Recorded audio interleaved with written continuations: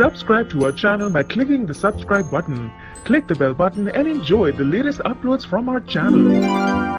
नमस्कार, welcome to Hungry Spirits channel. स्वागत है आपका आपके अपने चैनल हंग्री स्पिरिट्स में। तो आ गई हूँ मैं अंजू शर्मा और मैं नवीन शर्मा, आपका और हमारा फेवरेट शो लेके घर घर बिग बॉस।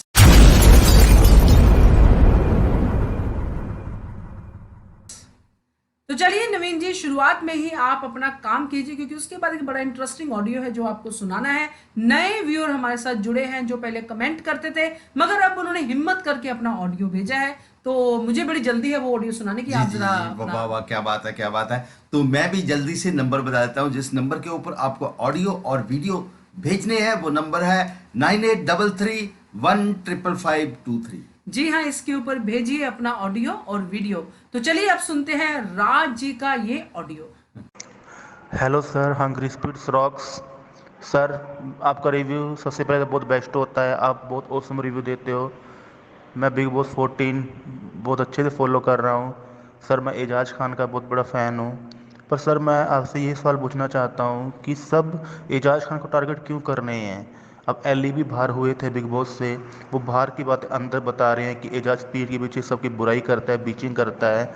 और एजाज भाई, आप कौन सा दूध के धुले हुए हो, मुझे आप ये बताइए। आप एक रुबीना जी को आपने ये बोला कि वो कढ़ाई मुँह है उनका, आपने रुबीना जी को क्या क्या बोला है। और उस एली ने जैस्मीन के सामने बोला है, जैस्मीन ने उसके रिप्लाई में कोई जवाब नहीं दिया था और उसको फ्रेंड बोलती है अपना। अब राहुल को देख लीजिए, राहुल फिर वह बिग बॉस में आ चुका है।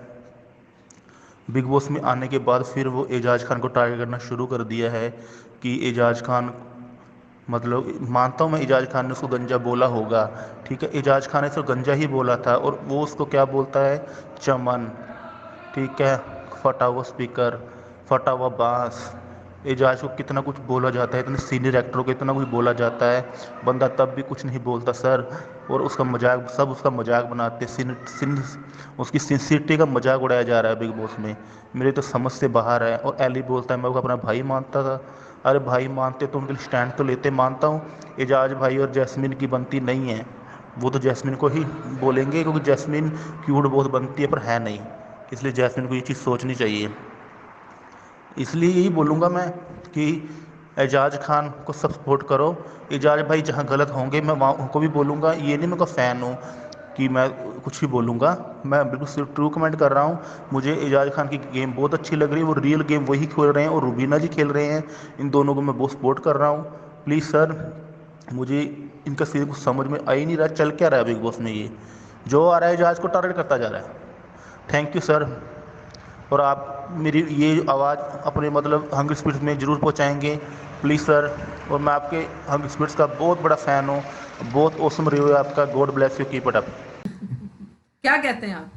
मैं तो यही कहता हूँ कि भैया सबसे पहली बात तो यह है कि जो स्ट्रॉन्ग कंटेस्टेंट होता है उसी को टारगेट किया जाता है, उसी को तंग किया जाता है। अगर अरे गहरे नत्थु गहरे को कौन टारगेट करेगा, कोई बॉदर ही नहीं करता तो है। क्योंकि एजाज खान से खतरा है, एजाज खान से डर है, इसी के लिए एजाज खान को टारगेट किया जाता है। और यही बिग बॉस की गेम है, टारगेट करना, किसी को प्रोवोक करना, किसी को इस लेवल पे लेके जाना कि वो घर छोड़ने पे मजबूर हो जाए ताकि स्ट्रॉन्ग कंटेस्टेंट निकल जाए, इसीलिए टारगेट किया जाता है। तो इसमें कोई घबराने की बात नहीं है क्यों टारगेट किया जाता है, क्योंकि ये पॉइंट्स निकाले जाते हैं कि ये पॉइंट, अरे बाप रे ये पॉइंट मिल गया, अब करते हैं टारगेट। तो ये बिग बॉस की गेम है, तो बिल्कुल मत घबराइए। आपको जो पसंद है उसको अपने दिल से आप सपोर्ट कीजिए। थैंक यू सो मच राज, आपके ऑडियो का आगे भी या वीडियो का भी आगे इंतजार रहेगा। Thank you.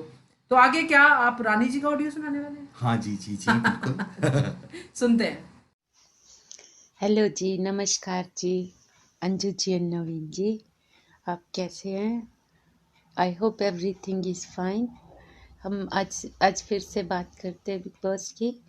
और बिग बॉस एज यूजुअल सारे बंदे किचन में खड़े हैं और विकास की बातें कर रहे हैं कि वो चला गया, ऐसे ही नॉर्मल बातें कर रहे हैं। और अर्शी मैडम सोई हैं। अर्शी मैडम ने कुकड़ू को बजा दिया, 11 बजे उठी है वो। और मनु बड़ा क्लेवर है, उसने राखी को वाइंड अप किया कि तू मेरी असिस्टेंट है, तू जाके उसको उठा। और वैसे ही भोली भाली बन के जाती है और अर्शी को जगाती है, पर ओबियसली उसने तो उठना नहीं था, वो फिर भी सोई रही। तो उसने फिर मनु को बताया कि वो नहीं जाग रही है। लेकिन मनु क्यों नहीं अपनी ड्यूटी करता? वो कैप्टन है, उसको जाके उसको जगाना चाहिए। आलसी बंदा है, उसको अपनी ड्यूटी करनी चाहिए, उसका अपना रोब रखना चाहिए। एजाज कैसे अपने सीरियसली ड्यूटी करता है, एकदम पॉइंट टू पॉइंट, सुबह 5 बजे भी उठ जाता है। लेकिन मनु नहीं अपनी ड्यूटी कर रहा प्रॉपरली, उसे खुद जाके जगाना चाहिए अर्शी को, लेकिन उसने नहीं जगाया। वो अपने टाइम पे उठी, 11 बजे 11:30 बजे उठी, फिर उठ के मेकअप करती है। कितना मेकअप करती है, इतना एकदम, पहले इतना सड़ा हुआ समूह होता है, फिर बाद में मेकअप करती है और फिर राहुल को भी छेड़ती है। राहुल बेचारा आराम से लेटा तो उसको छेड़ने लग जाती है। तो राहुल उसको कह देता है कि हम सब सिर्फ हाउसमेट हैं और कुछ भी नहीं, तो मेरे से दूर रहना। और फिर भी बाज तो नहीं आती है, राहुल का सामान लेके छुपा देती है, लेकिन निक्की उसको फॉलो करती है और जाके वापस ले आती है। तो अर्शी उसको कहती है तू क्यों लेके आई है, और ये आपस में भी छोटी मोटी बहस करते हैं विच इज़ यूजलेस। और राखी कहती है कि निक्की ने मनु को चुरा लिया। राखी कहती है तो कश्मीरा ने तो सिर्फ पार्टिसिपेट किया था, लेकिन कश्मीरा फंस गई और फिर इनकी खूब लड़ाई हुई कि मैंने तो नहीं कहा, उसने कहा, तूने कहा, किसने कहा, क्या कहा, इनकी आपस में लड़ाई होती रही। और ये सारा ऑल द टाइम यही चलता रहा, इसने वो कहा, उसने वो कहा, आर्गुमेंट होती रही।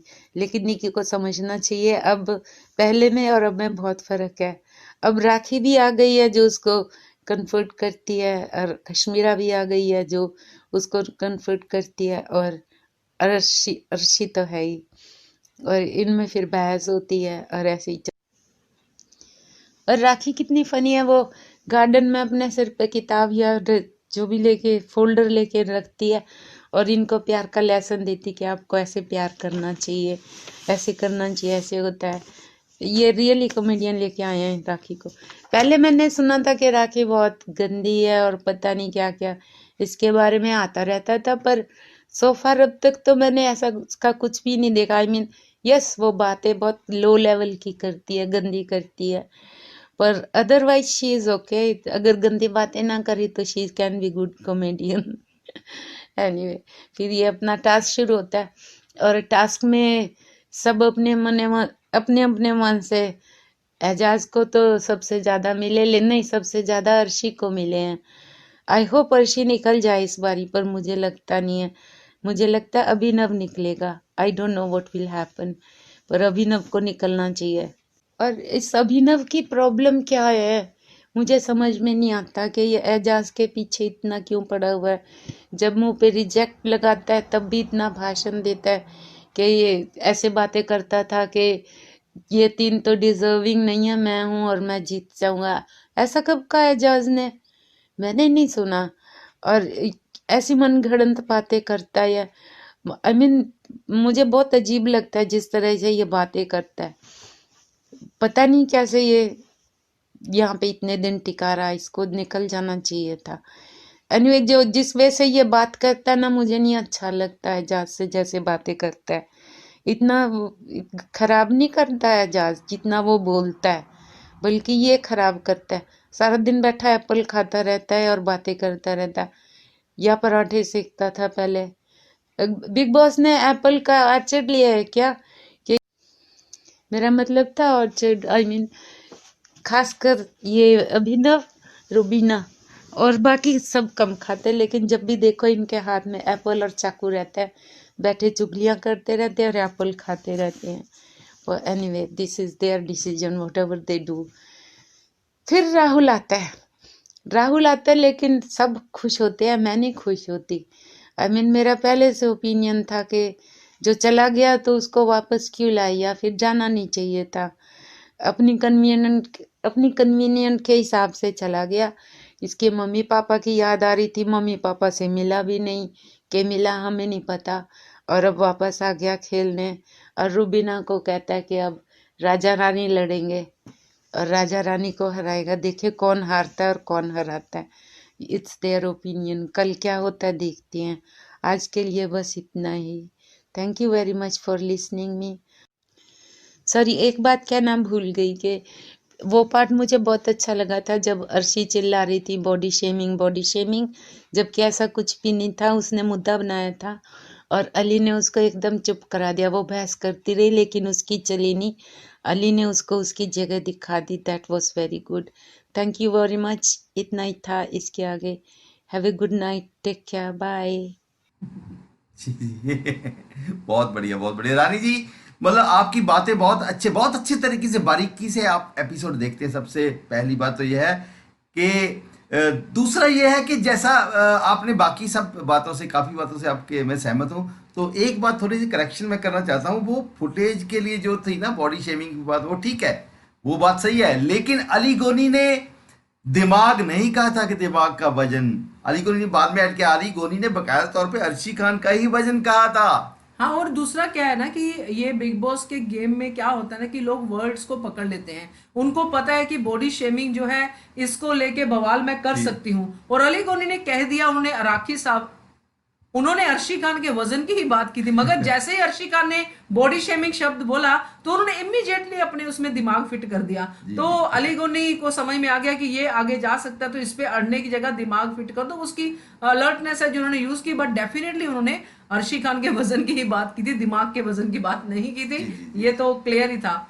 तो थैंक यू सो मच रानी जी आपके ऑडियो के लिए। तो जाते जाते नंबर शेयर फिर से मैं कर देता हूं। जिस नंबर के ऊपर आपको ऑडियो और वीडियो भेजने हैं वो नंबर है 9833155523। तो इस पे जल्दी से भेजिए, बनिए हिस्सा हमारे शो घर घर बिग बॉस का, और देखते रहिए चैनल हंग्री स्पिरिट्स।